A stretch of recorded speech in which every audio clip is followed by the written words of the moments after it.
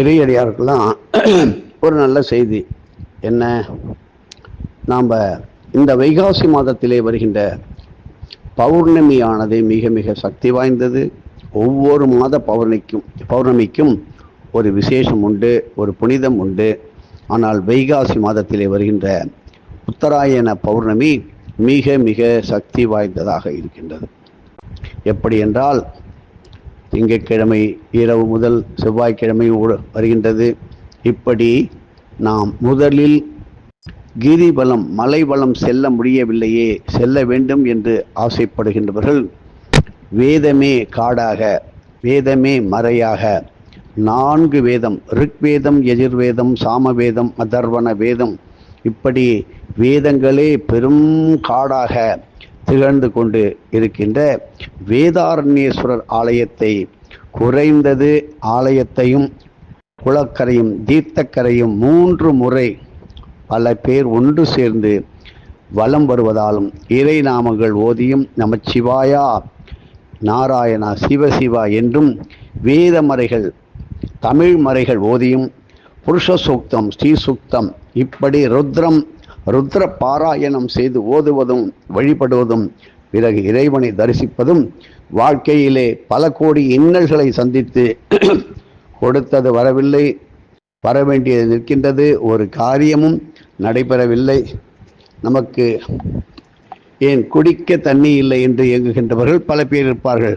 எல்லா வசதிகளும் கொடுத்திருப்பார்கள், கிணறு இருக்கும், போர் இருக்கும், தண்ணி வந்திருக்காது. அப்படிப்பட்ட நிலையிலே ஏங்கிக் கொண்டு இருப்பவர்களும், கடல் கடந்து வாணிபம், வியாபாரம், வெளியூர் வெளிநாடு பயணங்கள் பல மேற்கொண்டும் இன்னும் குடும்பம் சிறக்கவில்லையே, நமது பிரச்சனை தீரவில்லையே, எல்லாம் ஒன்று ஒன்றாக நாம் எண்ணி எண்ணி எண்ணி ஒவ்வொன்றாக மெதுவாக நடந்து முடிவதற்குள் நம் மனமானது படும் வேதனை கொஞ்சம் நஞ்சம் அல்ல. இப்படிப்பட்டவர்கள் எளிமையான முறையிலே அதற்கு பரிகாரமாக எந்த ராசிக்காரர்களாகவும் எந்த நட்சத்திரக்காரர்களும் எளிமையாக பலன் பெறக்கூடிய அற்புதமான தேவார பாடல் பெற்ற திருமறைக்காடு என்கின்ற வேதாரண்யத்திலே குறைந்தது 3 முறை, அதிகப்படி 21 முறை, 16 முறை குளத்தையும் கோவிலையும் ஒரே நேரமாக சுற்றி வரலாம். மாறாக குளத்தை ஒரு 3 முறை வலம் வந்தும் கோவிலை 3 முறை வலம் வந்தும் அந்த இறைவனை தரிசித்து வேதத்தை தமிழ் மறைகளையும் ஓதலாம். இதில் சமஸ்கிருதம் என்பது கிடையாது.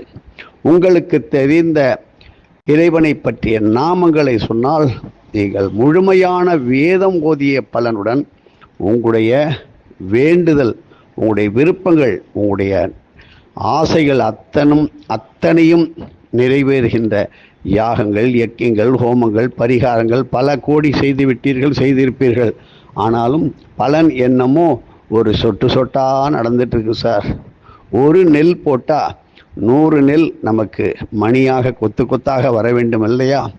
அப்படி பலன்களை கிடைக்கின்ற ஒரு நல்ல நாள்தான் வேதாரண்யத்தினுடைய ஆலயம் மற்றும் குலவலம், தீர்த்தவலம் இவைகளை செய்வதும், அதுபோல் திருவாரூர் கமலாலயம், தியாகராஜர் ஆலயம் மிக மிக அற்புதமான சக்தி வாய்ந்த தீர்த்த குளம். இங்கே கிரிவலம் வருவதும், மன்னார்குடி இந்த தீர்த்தத்துக்கு பாருங்கோ, ஹரித்ரா நதி என்று சொல்வார்கள். இங்கே தெப்பக்குளம், தீர்த்தக்குளம் என்று சொல்ல மாட்டார்கள்.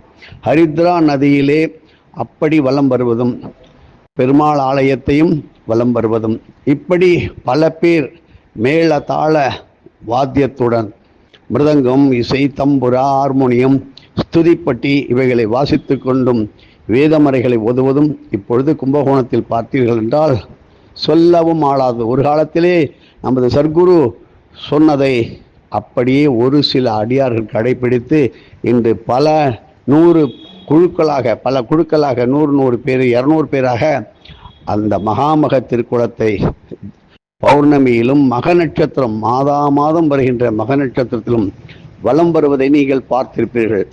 அவர்களை நீங்கள் கேட்டு பார்த்தால் உங்களுக்கு என்ன ஏதாவது குறைகள் இருக்கின்றதா? எங்களுக்கு குறைகளே இல்லை என்று சொல்லும் அளவிற்கு வந்து விட்டார்கள். ஆகையினால் அருகிலே வியாபாரம் செய்கின்றவர்கள் ஒரு தடவை சுத்திடுறாங்க. கோயிலை சுத்த முடியலே, குளத்தை சுத்துங்கள். அந்த நீரில் இருக்கின்ற தேவதைகள் கங்கா, யமுனா, கோதாவரி, சரஸ்வதி, நர்மதே, சிந்து, காவி 86,000 கோடி தீர்த்த தேவதைகள் எல்லாம் இந்த பௌர்ணமியிலே அங்கே வந்து ஆவாகனமாகி நமக்கு அருளை தருகின்றார். இப்படி மலைவளம் கிரிவலம் செய்ய முடியாதவர்களும் சரி, செய்ய வாய்ப்பு இருந்தாலும் ஏன் உள்ளூரில் உள்ள நமது கோவிலை விடலாமா?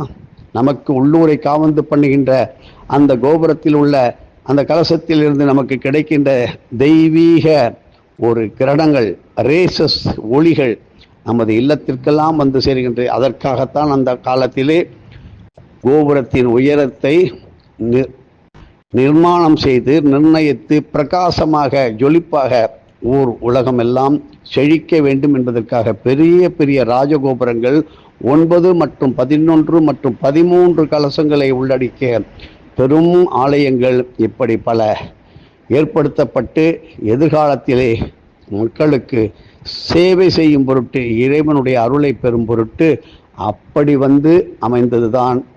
சொல்லுமே, நம்ம கோயில் குளங்களுக்கு போயிட்டு வருவோம், அதுபோல பெருமாள் பக்தர்கள் அவர்களுக்கும் உண்டு.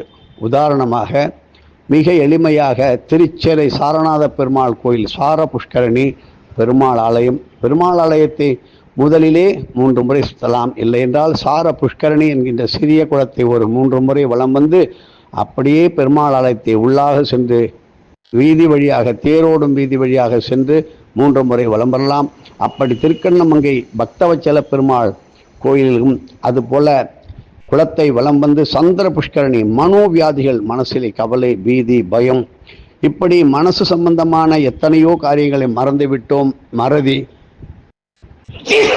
இப்படி வந்தால் அவைகளுக்கு தகுந்த நிவாரணம் தரும். அதுபோல திருச்சி மலைக்கோட்டை தெப்பக்குளத்தை இன்று இரவு கொஞ்சம் கூட்டமெல்லாம் கடையெல்லாம் அடைத்ததுக்கு பிறகு திருச்சி மலைக்கோட்டை கோயிலையும் அந்த கோட்டையும் குளத்தையும் 3 முறை சுற்றி வருகின்றவர்களுக்கு ஆஞ்சநேயருடைய பரிபூர்ண அனுக்கிரகம், அந்த சுயம்பு மூர்த்தியாக அப்படியே பிள்ளையாருடைய அவதாரமாக இருக்கின்ற மலைக்கோட்டை மிக மிக சக்தி வாய்ந்த சசபிந்து மகரிஷி அவர்தான் அந்த நாகநாதர் ஆலயத்திலே தூணிலே ஜீவசமாதி பெற்றிருக்கின்ற. இப்படி பல ஆலயங்களும் குளங்களும், ஐயர் மலை, ரத்னகிரீஸ்வரர் மலை, அந்த ஆலயத்தில் பார்த்தீங்கன்னா மலை சுற்றுவது ஒரு 15 நிமிடம்.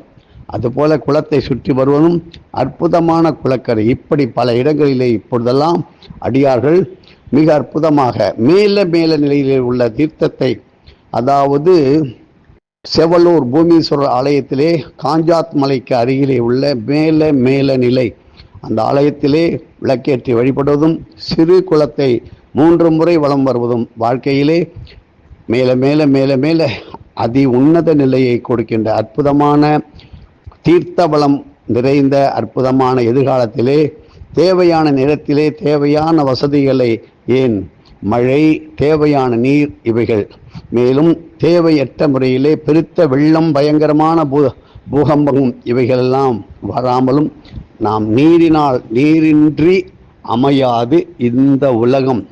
அப்படி எந்த உலகம் நீரின்றி அமையாது. இப்படி தீர்த்த தேவதைகள் நீர்களை, ஜலங்களை வழிபடாதனால் இப்பொழுது பல இடங்களிலே விவசாயம் முழுமையாக அற்று போய்விட்டு நின்றே விட்டது. இருந்தாலும் சோடையாக பயிர் விளைச்சல் எடுக்கும்போது பெரும் மழை வெள்ளத்தில் பாதிக்கப்பட்டு கை வந்தது வீடு வந்து சேரவில்லையே என்று இயங்குகின்ற விவசாயிகள் அத்தனை பேரும் வாழை, பலா, கரும்பு இதெல்லாம் இப்பொழுது அதனுடைய நாட்கள், விளைந்து தள்ளும் நாட்கள், சீசன்.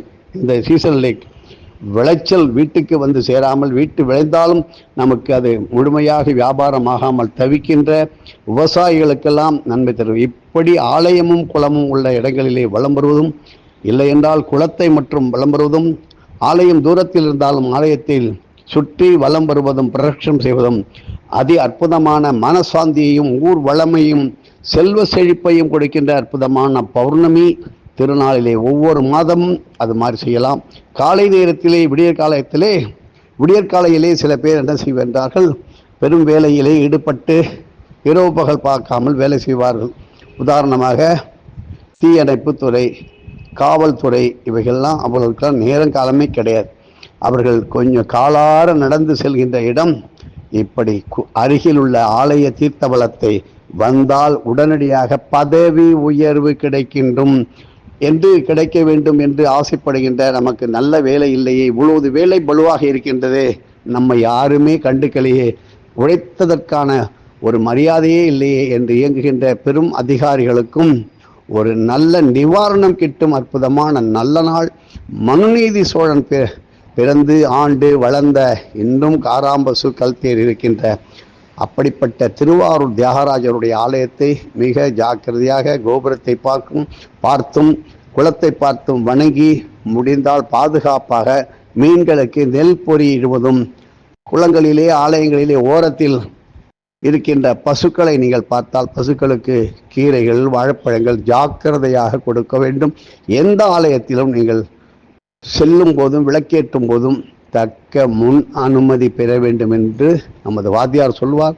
அந்த ஆலயத்தினுடைய சட்ட திட்டங்களுக்கு உட்பட்டு நடக்காத கட்டுமானம் நடக்கின்ற ஆலயம், கும்பாபிஷேகம் நடக்கவில்லை, எத்தனையோ பிரார்த்தனை பண்ணுறோம், வேலை ஆரம்பிச்சிருப்பாங்க, அந்த ஆலயத்தை ஒரு 3 முறை சுற்றிட்டு நீங்கள் போங்க, கிடுகிடுன்னு கும்பாபிஷேகம் நடந்துடும். இப்படி பல கோடி ரகசியங்கள், இப்படி மதகரம் இந்த வேலையானது நடந்து கொண்டிருக்கிறது. அதாவது மகிமாலை சாலியமங்கலம் அருகிலே மதகரம் சிவாலயமானது வேலை நடந்து கொண்டிருக்கிறது. அங்கே தேவையான சில முக்கியமாக தண்ணீர் வசதிக்கு பிளம்பிங் ஒர்க்கு, என்ன மின்சாரம் வயரிங் ஒர்க் செய்வதற்கு நல்ல அடியார்களை வரவழைக்கின்றார்கள். மிக விரைவிலே கும்பாபிஷேக ஏற்பாடு ரொம்ப வேகமாக 3 மாதத்துக்குள் நடந்து கொண்டிருக்கிறது. எல்லோரும் தொடர்ந்து இறை செய்திகளை கேட்டு மகிழ வேண்டும் என்பதுதான் நமது வாத்தியார் நமக்கு சொல்லிக் கொடுத்த ஒன்று. எதுவும் என்னுடையதல்ல, அனைத்து முடிதேருளாளா அருணாச்சலா.